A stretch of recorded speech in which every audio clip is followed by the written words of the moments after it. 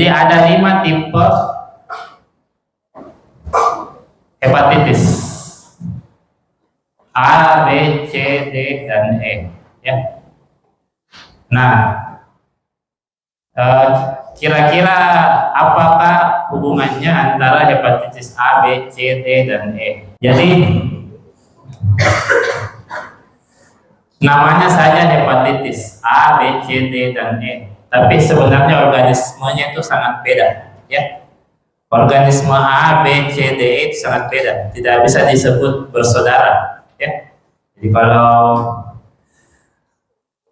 misalnya kita pikirkan hepatitis, ya mirip misalnya kucing Persia sama kucing lokal, mirip sih karena sama-sama kucing. Nah, tidak. Ini ibarat A, B, C, D ini ibarat kucing, anjing, kelinci, gajah, burung. Itu sama, ibarat itu. Jadi hepatitis A, B, C, D sejauh itu tidak sama spesies gitu, ya. Jadi kalau kucing kampung, kucing Mesir, kucing Persia bisa kawin sesamanya, tak? Kalau ini sangat beda, jadi tidak bisa. Jadi tidak ada hubungannya, ya. Tidak ada hubungan genetiknya antara A, B, C, D, dan E. Oke. Nah, ini sudah saya siapkan jawabannya, ya. Jadi bentuk dari hepatitis A secara elektron makroskop, ya. Jadi itu mikroskop elektron mikroskop yang paling canggih, jauh bisa melihat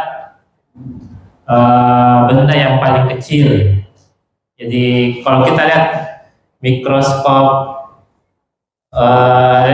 cahaya yang ada di lab itu paling besar cuma 1000 kali, ya. Kalau mikroskop elektron bisa sampai 40.000 kali, ya. Bisa jauh lebih kecil dia bisa lihat, ya. Nah, bentuknya seperti ini setelah dilihat sama mikroskop elektron, ya.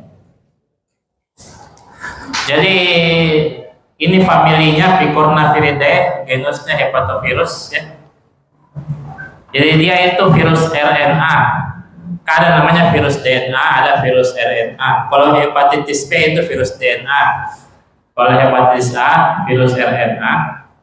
Dia panjangnya ini 7.480 base, 7,48 kb.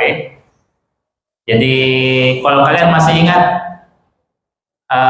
AGCT, CGTA itu ada kan urutan basa, ya, RNA, ya. Itu AGCT itu 4 basa, ini 7.400 basa satu virusnya, itu namanya. Kemudian ukurannya 28 nanometer, ya. Kalau 28 nanometer itu dikonversi ke milimeter berapa?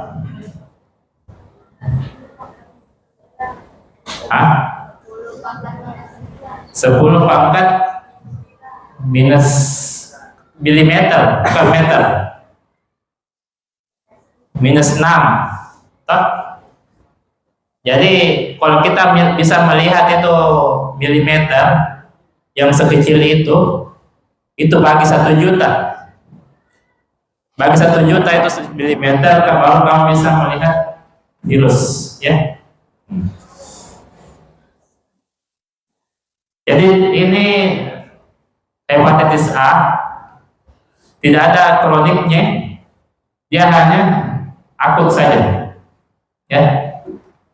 Kemudian masa inkubasinya 3-6 minggu.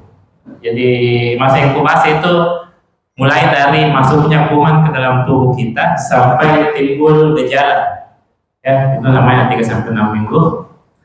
Kemudian dia bisa stabil pada suhu 80 derajat dan pH rendah, jadi harus mendidih. Kalau kita masak air harus mendidih. Karena mendidih itu 100 derajat. Kalau belum mendidih, bisa saja dia masih 70 derajat. Hepatitis A belum mati. Jadi kalau hepatitis A masuk ke dalam